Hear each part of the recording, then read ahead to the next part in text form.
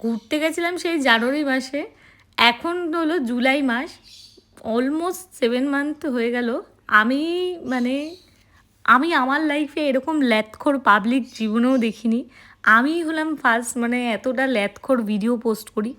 আমাকে অনেকে ঠেলা মারে ভিডিও পোস্ট করার জন্য, বাট আমি তাদেরকে কি করে বোঝাই যে আমি আমার লাইফে বড্ড বিজি। এইসব আমি চেষ্টা করি ভীষণভাবে একটা কন্টেন্ট ক্রিয়েটার হয়ে ওঠার, বাট কোথাও গিয়ে আমার ওই হয় না, আর ওই ইয়েটা আমি ধরে রাখতে পারি না। তো যাই হোক, এটা ছিল আমাদের তারাপীঠের লাস্ট ডে, যেখানে আমরা প্রথম দিন কথা হয়েছিল লাস্ট দিনকে আমরা থাকবো শান্তিনিকেতনে, সেটা হয়ে ওঠা হয়নি। তো লাস্ট দিনকে আমরা ওখানে গিয়ে শান্তিনিকেতনে পুজোটা দিলাম কঙ্কালীতলায়। দেন ওখানে কিছুক্ষণ বসেছিলাম। এনার বাঁশির সুরটা এতটাই ভাল লাগছিলো, আমি অনেকক্ষণ বসে শুনলাম। তারপর চঞ্চল মন তো, এক জায়গায় বেশিক্ষণ আর বসে থাকতে পারলাম না। তারপরে মানে অনেকক্ষণ চেষ্টা করেছিলাম বসে থাকার। তারপর উঠে ওদিক দিয়ে আমরা কিছু জায়গায় ঘুরলাম। ওখানে ছোটোখাটো একটা সুন্দর মানে ওই ইয়ে টাইপের বসেছিল, যেটা বলে হাট টাইপের, বাট ওটা মেন হাট নয়। তো ওখানে কিছু জিনিস ঘুরে দেখলাম, ওখানে বড্ড দাম বলছিল। তারপরে কিছু ব্রেকফাস্ট করলাম, মানে ওখানে পাশে অনেকগুলো দোকান আছে, তোমাকে ধরে ধরে ডাকবে, হাত ধরে টানবে, এই ধরে টানবে, মানে হাত ধরেই টানবে আর কি। তো যার যেটা মনে হবে চলে যাবে। তো আমরা মনে হয় ওই কিছু একটা গেছিলাম, নামটা ভুলে গেছিলাম, খুব ভালো নাম ছিল ওই হোটেলটায় গেছিলাম, খেয়েছি। দেন তারপরে আমরা মেন যে হাট সেখানে চলে এসেছি, কিছু কেনাকাটা করবো বলেই এসেছিলাম।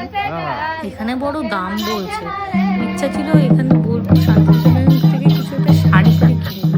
এই শাড়ির যা দাম বলছে, তাতে আমাদের এমনি ব্রিজের তলায় ওখান থেকে 300 টাকা করে 600 টাকা আবার দুটো শাড়ি হয়ে যাবে, এখানে বলে 900 টাকা। আমি তারপরে এদের সাথে চলে এলাম, আমি বললাম যে এই দেখছি অনেকে নাচানাচি করছে, আমি বললাম যে ঠিক আছে চলো ভাই, একটুখানি নিজেও নেচে নিই।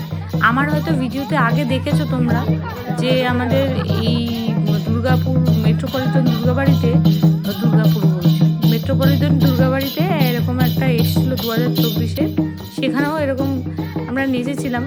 তো আমি আর দিদি, তারপরে এখানে তো কেউ রাজি হচ্ছিল না, কেউ রাজি হোক না হোক, আমি তো নেচে নিই।